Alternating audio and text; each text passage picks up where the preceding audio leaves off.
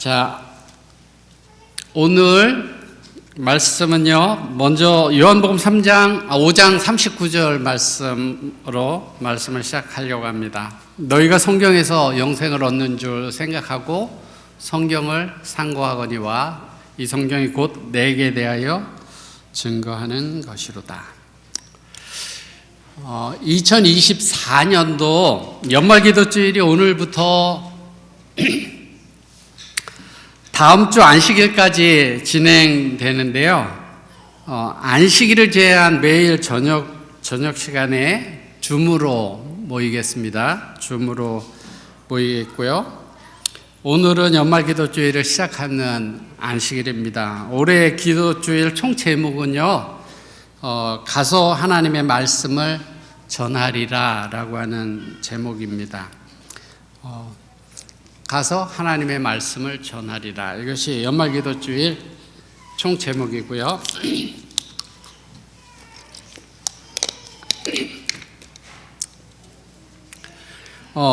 첫 안식일 오늘 말씀은 대총회장이신 테드 윌슨 목사님이 글을 쓰셨고요.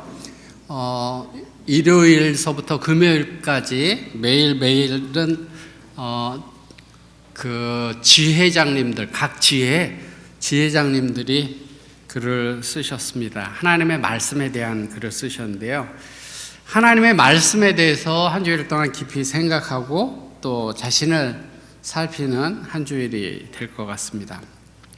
저는 오늘 대총회장님이 쓰신 글을 중심으로 말씀을 전하겠습니다.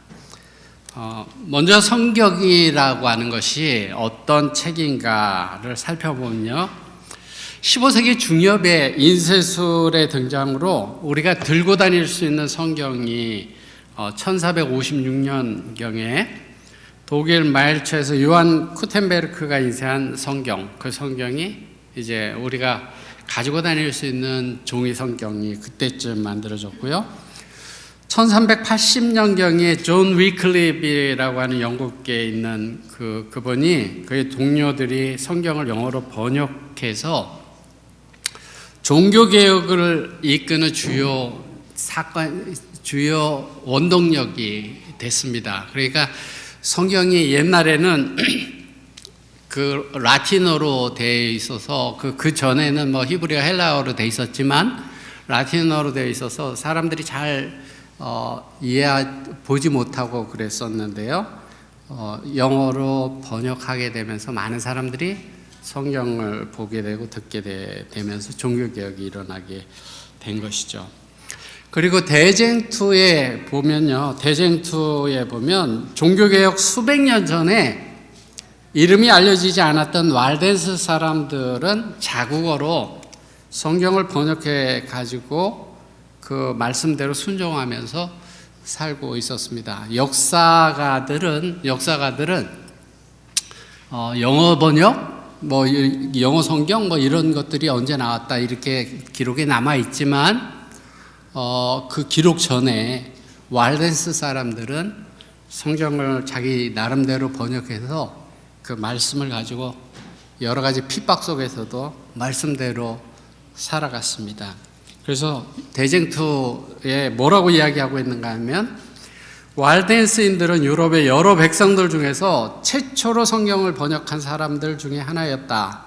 그들은 종교개혁이 일어나기 수백 년 전에 벌써 자국어로 필사한 성경을 가지고 있었으므로 더욱 증오와 박해의 표적이 되었다.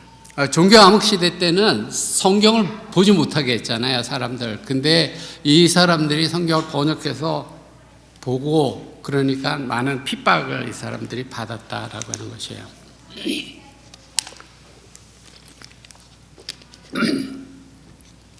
온 세상에 성경을 보급할 목적으로 1804년에 설립된 영국 해외 성서공회와 1816년에 설립된 미국 성서공회와 이와 유사한 다른 단체들이 수많은 언어로 된 성경을 보급해 왔습니다.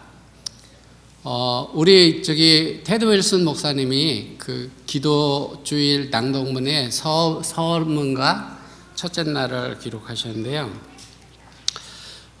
성경은 역사상 가장 많이 팔린 책으로 총 50에서 70억 부가 팔렸다고 추산되고요.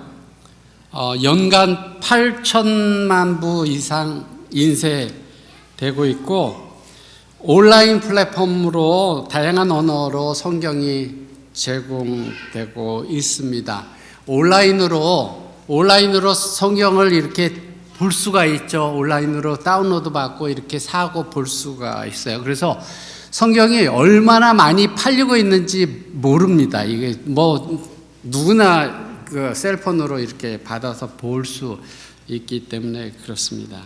현재 신구약 성경은 736개 언어로 번역되어 있고요. 신약 성경은 1678개 언어로. 근데 지금 하루가 다르게 더 늘어나고 있겠죠. 쪽 성경은 1264개 언어로 번역되어 있습니다. 전체적으로 볼 때 오늘날 성경은 지구 역사상 어느 때보다도 더 많은 사람이 쉽게 접근할 수 있는 그런 상황이 됐죠. 옛날에는 성경이 비싸기도 했고 구하기도 힘들었지만 지금은 누구나 성경을 원하면 볼 수 있는 그런 시대가 됐습니다. 특별히 요즘은 많은 사람들이 스마트폰을 가지고 있는데요. 앱으로 받으면 그 셀폰 안에 각 나라 언어로 된 성경을 받을 수 있습니다. 한국어, 중국어, 일본어, 여러 가지 언어로 된 성경들을 그냥 한 번에 받아서 볼 수 있는 그런 편한 세상에 우리가 살고 있습니다. 그래서 옛날에 성경이 귀하던 시대에는 성경을 볼 수 있는 기회만 있어도 너무나 행복하고 기뻐했어요. 사람들이 성경을 이렇게 보기만 하더라도. 근데 오늘날 우리 시대는 너무나 쉽게 어디서나 우리가 성경을 보고 가질 수 있는 그런 시대가 되었는데요. 사단이 우리 마음을 바쁘게 하고 다른 데 정신 팔리게 해서 성경이 그렇게 많이 읽혀지고 있지 않습니다. 읽혀지고 있지 않아요. 제가 이런 글을 봤는데요. 많은 기독교인들이 신앙생활에 있어서 성경의 중요성을 인정하고 있는데 성경을 토속민, 원시 주민들 이런 방언으로 번역하는 그거는 시간 낭비가 아닌가 하고 의심하면서 그들에게는 그냥 성경 말씀을 들려주면 족하지 않을까 이렇게 말하는 사람이 있다는 거예요. 그 부족들이 많지 않은 사람들 것까지 번역할 필요가 있을까? 음성으로 전해주면 되지 않을까? 근데 음성으로 전달되는 그 언어가 굉장히 부정확하다라는 거예요. 콩고에서 미셔너리로 일하는 선교사가 성경 없이 단지 듣기만 하는 콩고 교인들의 성경 지식이 어떤가 이걸 검사해 봤는데요. 몇 가지 놀라운 사실을 발견했는데 어떤 사람은 야이로의 딸 이름이 사케오다 이렇게 이야기를 하고 또 어떤 사람은 지붕을 뚫고 달아내린 병자 있죠. 예수님께 고침을 받기 위해서 그 병자가 열대 마마를 앓고 문둥병에 걸렸다. 중풍병자였는데 문둥병에 걸렸다 이렇게 이야기도 하고 10처녀의 미국 가운데 미련한 5처녀들이 등잔이 아니라 그들의 마음을 가지고 오는 것을 잊어버렸다 이렇게 대답을 했다는 거예요. 듣는 걸로만 공부한 사람들이 그랬다는 거예요. 심지어 아기 예수를 성전에 바쳤을 때 보고 기뻐한 이는 다윗 왕이었다 이렇게 이야기를 하는 거예요. 다윗 왕하고 예수님하고 연대 차이가 얼마나 나요. 그런데 그렇게 이야기를 했다는 거예요. 어떻게 이런 오해가 있을 수 있을까? 우리도 성경을 보지 않고 남에게 들은 것만 가지고 가르치는 교사가 자기가 성경을 안 보고 남에게 들은 거를 기억했다가 그걸 가지고 가르치는 그 교사에게 일주일에 한 번씩 이렇게 듣기만 한다면 우리도 비슷해질 거다라는 거예요. 그래서 성경이라고 하는 거는 자기가 직접 보고 읽고 해야 된다라는 것이죠.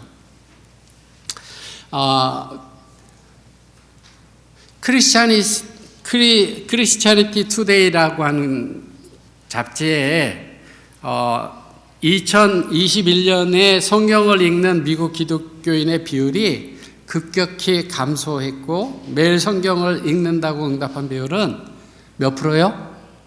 10%에 불과했다.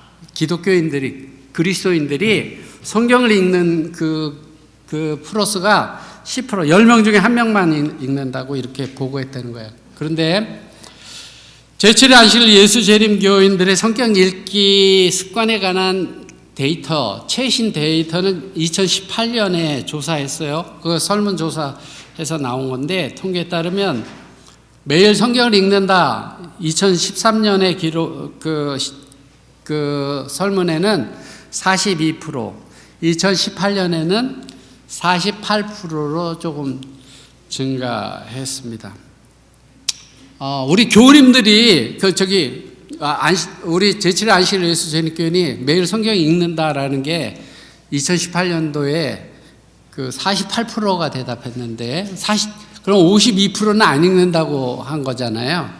자, 우리 교우님들이 48%를 깎아 먹으면 안 돼요. 깎아 먹으시면 안 돼요. 그러니까 내가 안 읽어갖고 그 48%에서 47%로 내려가게 그렇게 하시면 안 돼요. 예? 49% 50% 되도록 그렇게 우리가 열심히 하나님의 말씀을 읽어야 되죠.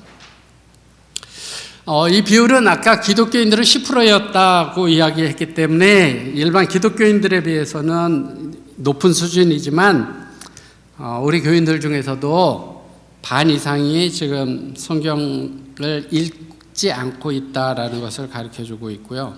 우리 교인들이 성경의 백성인 우리 하나님의 백성들이 하나님의 말씀을 읽고 그 말씀이 우리 믿음의 근거가 되어야 되지 않겠습니까? 이번 기도주일 주제는 가서 하나님의 말씀을 전하리라. 우리가 가서 하나님의 말씀을 전한다. 그러면 하나님의 말씀을 좀 알아야 되겠죠.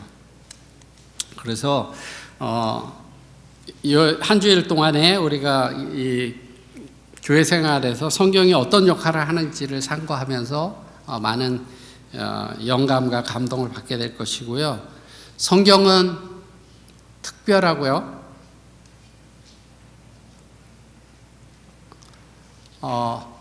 성경은 특별하고 성경은 구원을 위한 능력이 있고 삶의 영양분이 되고 가장 중요한 점은 성경이 예수 그리스도에 대한 계시다라는 게 가장 중요합니다. 성경은 예수님을 가르쳐주고 있는 것이죠.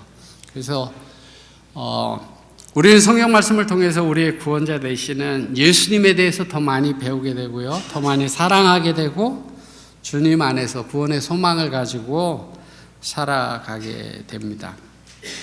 그래서 낭독문이 이제 쭉 안식일부터 쭉 해서 마지막까지 한 주일 동안 있잖아요. 그 맨 끝에까지 가게 되면 마지막 복음을 선포하라는 소명으로 마무리가 되게 되겠고요.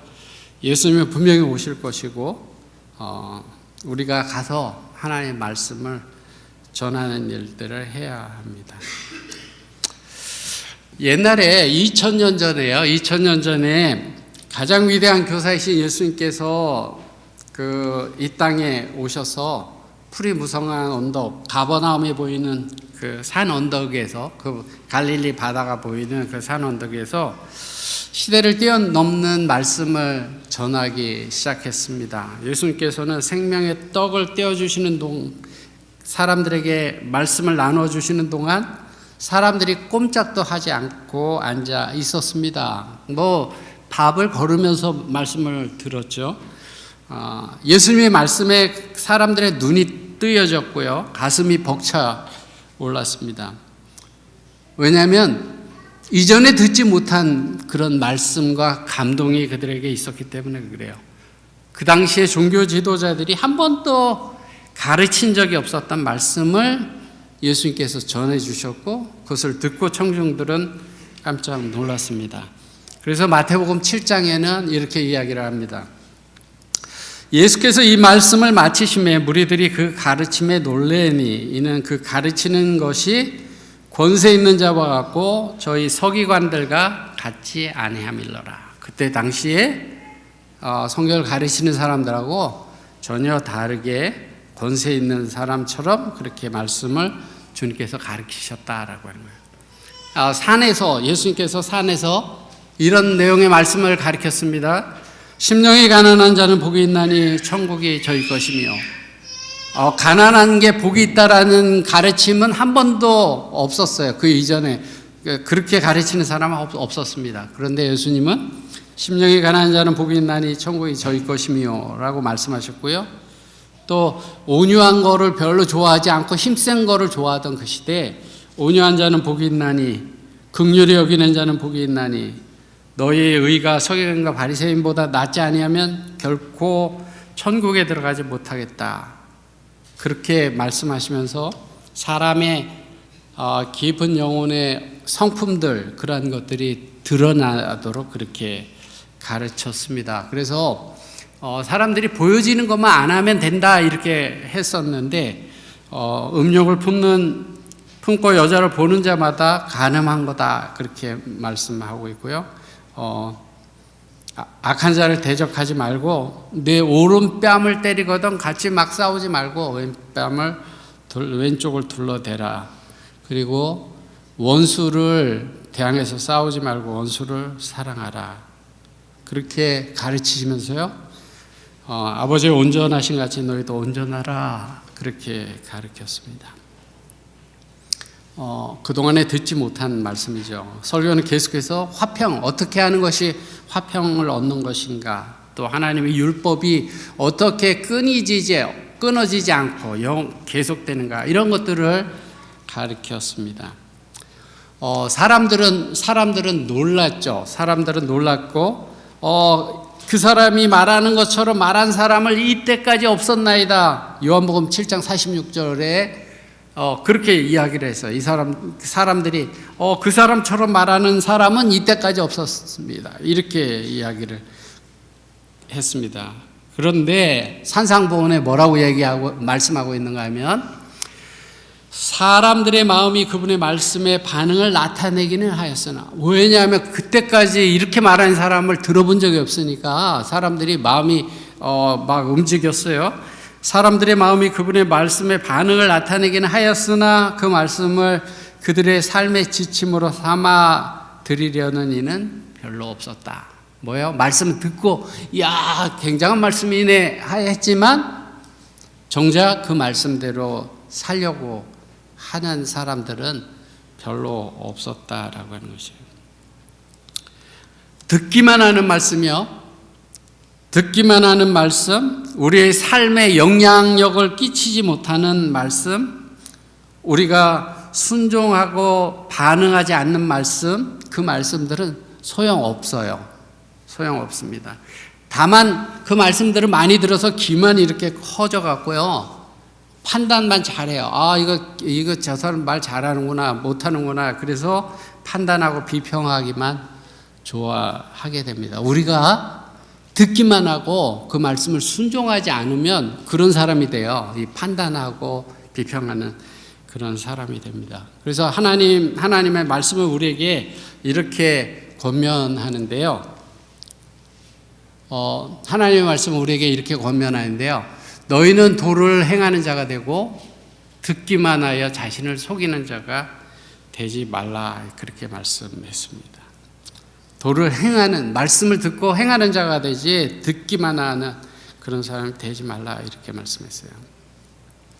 예수님께서 산에서 말씀을 전하면서 그들의 저항하는 것을 막 마음속에 갈등하는 것을 아신 다음에 강력한 예증으로 설교를 마치면서 예수님께서 산상수훈의 마지막 부분을 뭘로 말씀하셨냐면 자신이 전한 말씀을 실천하는 것이 얼마나 중요한지 생생하게 짚어서 말씀하셨어요. 그러니까 예수님께서 마태복음 5장부터 산에서 심령이 가난한 자는 복이 있나니 하면서 이제 가르쳤잖아요. 비판하지 마라, 원수로 사랑하라, 쭉 가르쳐 나가시다가 마지막에 내가 가르친 것을 행하는 것이 정말 중요하다라는 것을 가르쳐 주셨는데요.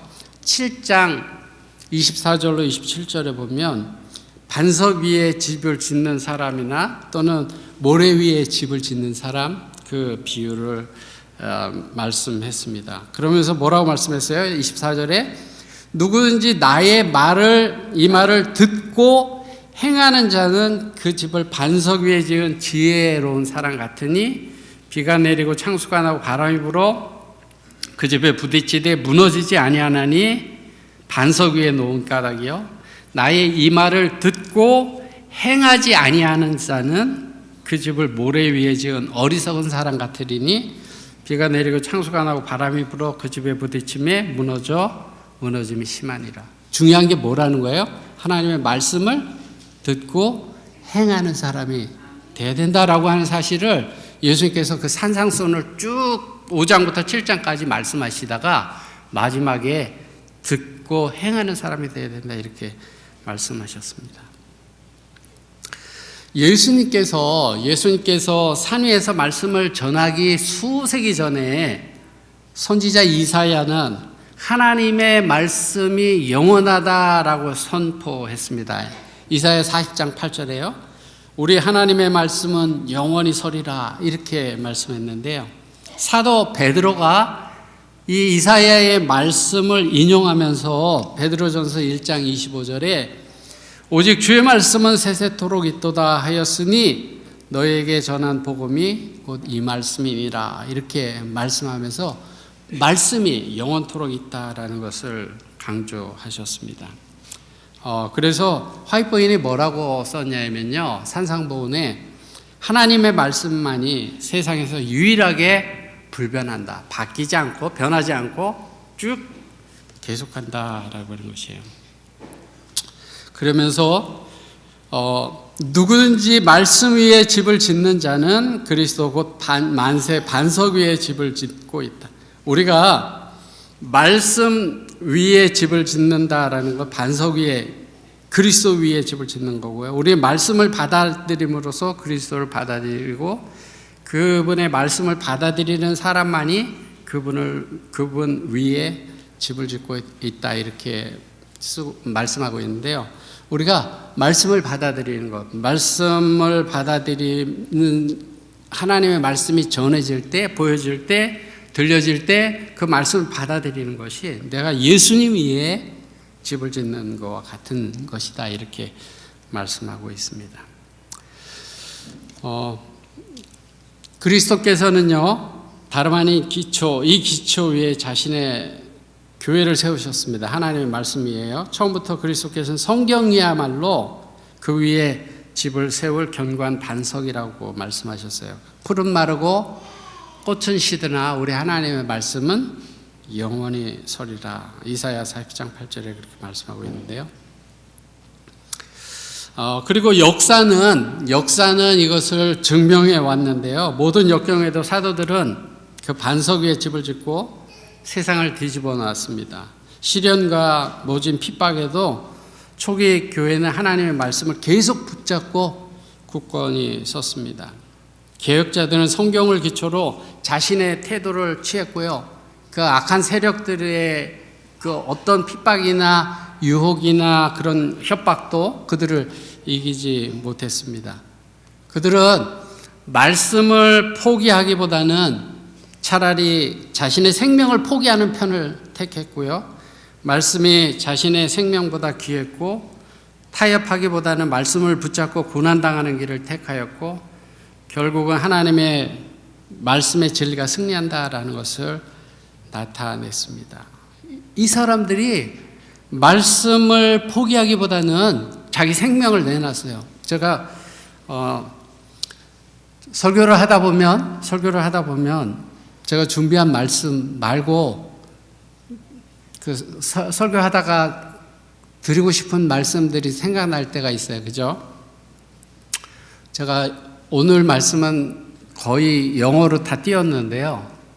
제가 지금은 이제 영어로 안 띄우고 잠깐 말씀드리면,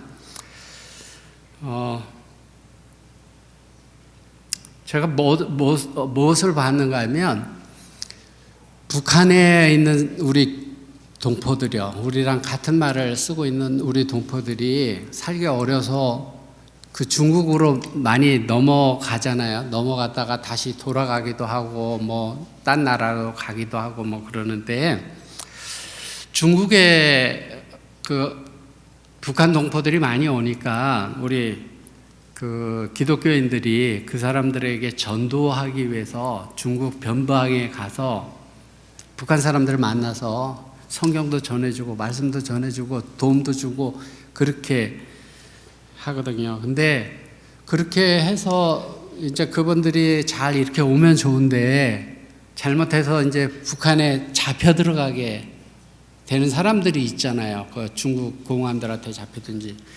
그래서 잡혀 들어가게 되면 그 북한에서는 이제 이 사람들이 잡아오면 이 사람들이 그냥 배고파서 먹을 것 구하러 갔었나, 아니면 남쪽 나라 한국에 가려고 반동으로 갔었나, 이런 걸 조사를 한단 말이에요. 근데 조사하는 가운데 기독교인하고 접촉을 했었다, 예, 하나님의 말씀을 들었다, 그러면 그 사람들은 무기징역,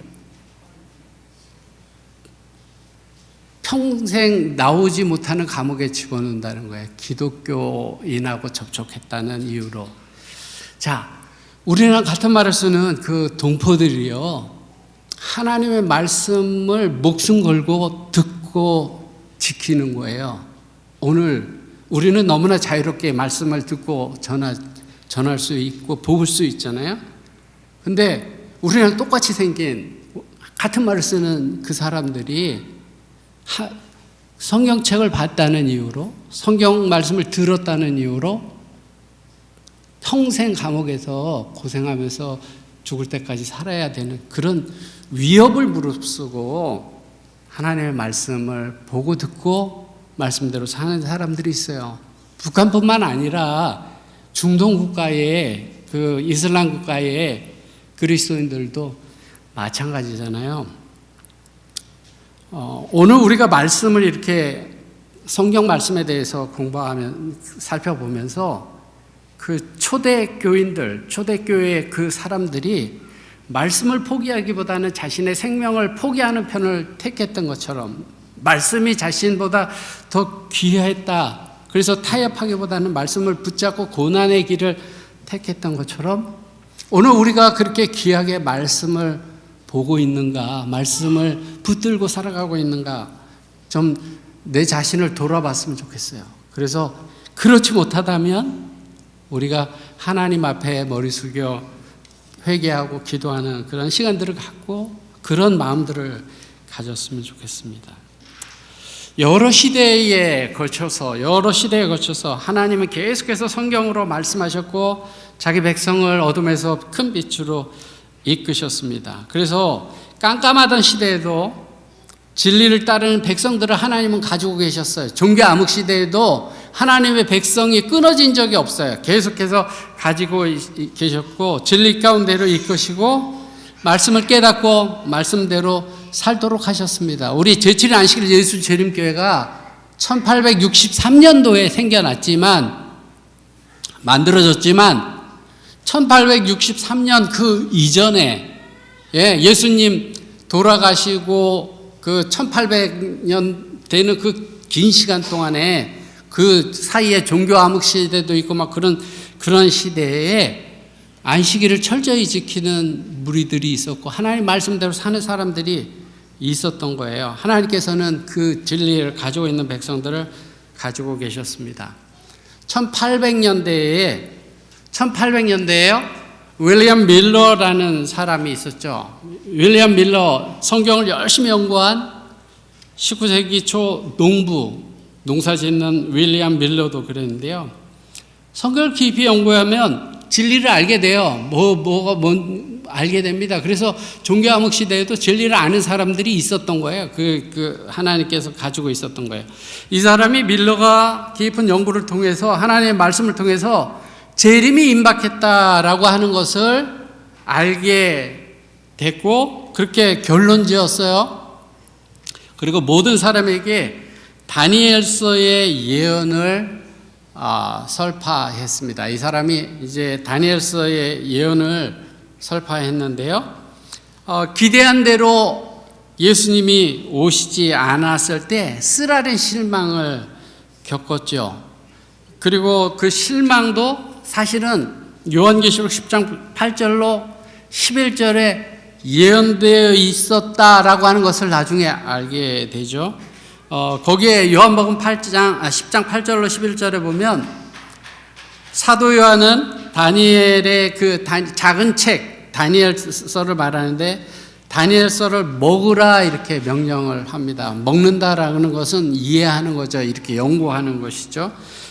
그 책은 입에서는 꿀처럼 달지만 배에서는 쓴 것이었습니다. 그래서 앞날에 대해서 네가 많은 백성과 나라와 방언과 임금에게 다시 예언하여야 하리라는 하늘의 명령이 주어지게 됐는데요. 저 성경 말씀 한번 볼게요.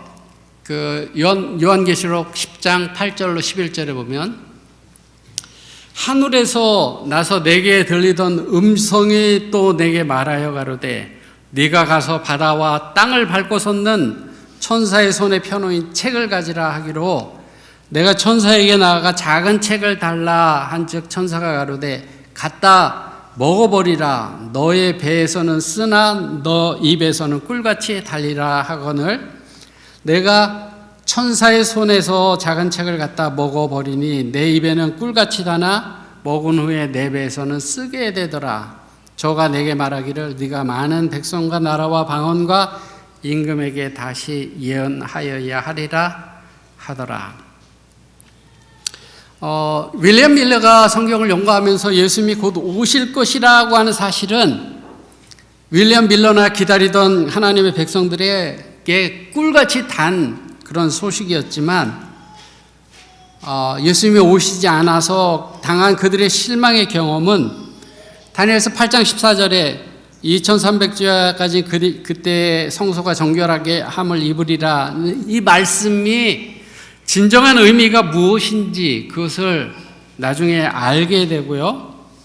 다시 영적으로 일어나서 하늘 지성소에서 우리를 위해 중보하시는 주님을 증거하며 계시록 10장 8절로 11절의 말씀이 어떻게 성취됐는지를 경험하게 됩니다. 그래서 아주 단 경험, 쓴 경험, 그 다음에 다시 해석하고 알게 되는 그러한 경험들을 윌리엄 밀러와 그 다른 사람들이 경험하게 됩니다.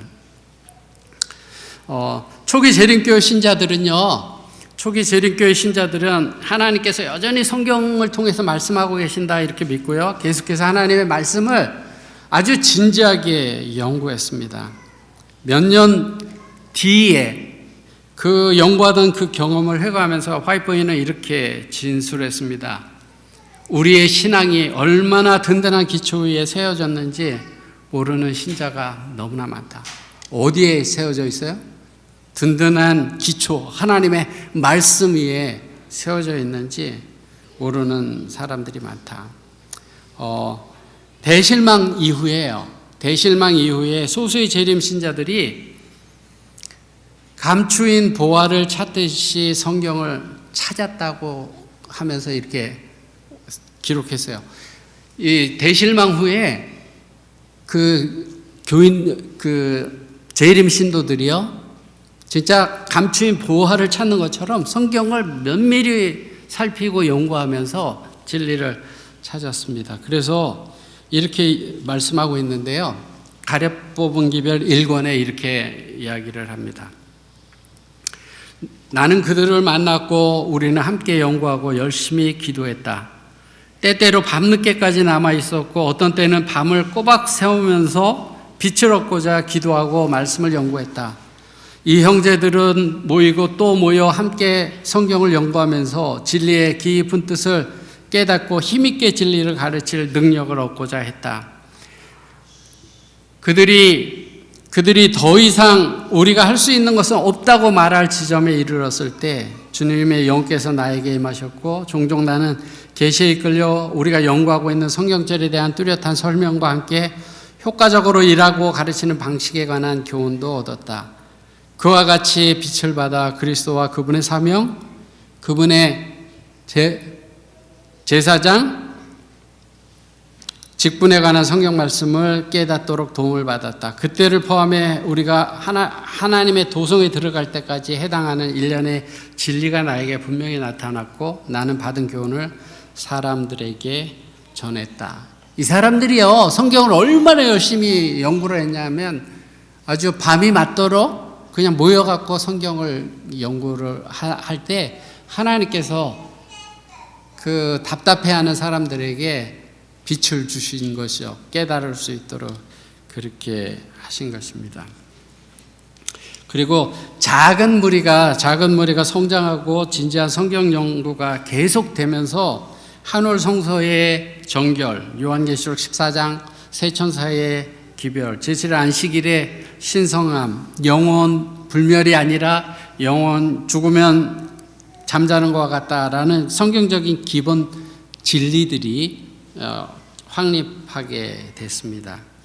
그래서 제7일 안식일 예수 재림 교회는요, 처음부터 성경을 기초이자 인도하는 빛으로 삼았습니다. 그래서 엘렌 화이트는 진리는 발전하며 우리는 점점 커지는 빛 가운데서 행해야 된다, 이렇게 말씀했어요.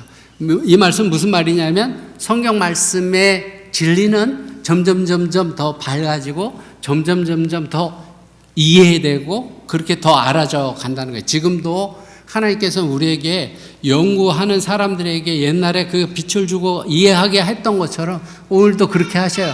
성경이 다 오픈되어 있는 게 아니에요. 여러분들이 기도하면서 성령의 도우심을 구하면서 말씀을 연구하면 하나님께서 여러분들을 더 밝은 빛으로 인도하십니다.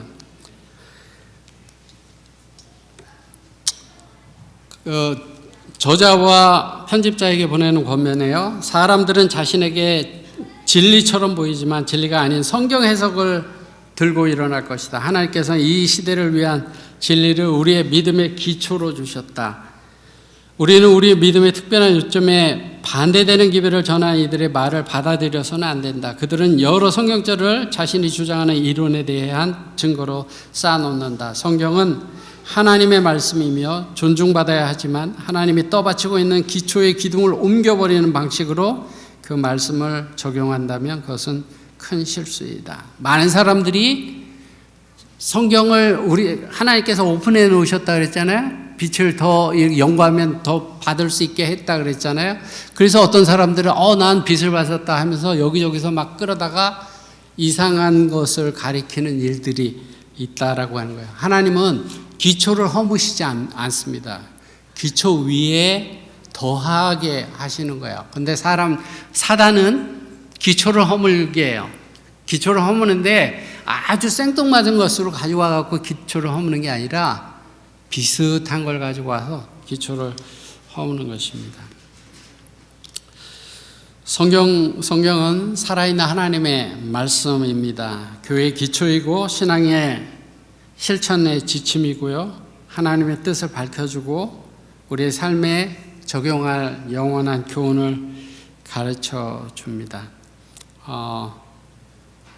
우리는 성경을 열심히 연구해야 되는데, 재림교회의 첫 번째 기본 교리는 이렇습니다. 우리 그 펀더멘탈 빌립이라고 하는 그 교리 책에 1번이 성경이에요. 성경, 곧 구약과 신약은 신적인 영감에 의해 주어진 하나님의 기록된 말씀이다. 성경은 하나님의 기록된 말씀이다. 영감받은 저자들은 성령께 감동받은 대로 말하고 기록했다. 이 말씀 속에서 하나님은 인간에게 구원에 필요한 지식을 주셨다. 성경은 하나님의 뜻에 대한 최종적이고 권위 있는 무오류의 계시이다. 성경은 품성의 표준이고 경험의 시금석이며 교리에 대한 결정적인 계시자요 역사 속에 나타난 하나님의 활약에 대한 신뢰할 수 있는 기록이다. 자, 이 내용은요, 그동안에 우리 교회 학자들이 성경을 연구한 다음에 성경은 무엇인가라고 하는 것을 짧은 문장으로 정리한 거예요. 성경은 이런 것이다라고 정리한 겁니다. 우리가 이 성경을 보게 된다면 하나님이 우리를 위해 어떠한 일을 하셨는지를 알게 되고요. 우리가 어떻게 해야 하는지를 깨닫게 되고요. 하나님이 우리를 어떻게 도우시고 어떻게 인도하시는지에 대한 다른 사람들의 경험들을 보게 되고요. 하나님을 더 깊이 알게 되고 하나님을 더 신뢰하게 됩니다. 그래서 우리가 하나님의 말씀을 직접 봐야 돼요. 그러면 더 신뢰하게 됩니다. 하나님의 말씀은 교회가 세워지는 기초이고 예수님께서 우리 각자에게 소망과 성품과 삶을 세우라고 권유하시는 확실한 기초입니다. 그래서 누구든지 내 말을 듣고 이 말을 듣고 행하는 자는 집을 반석 위에 지은 지혜로운 사람 같다. 하나님의 말씀을 듣고 행하는 사람은 그 반석 예수 그리스도 위에 집을 지은 사람 같다 이렇게 말씀하는데요. 말씀 위에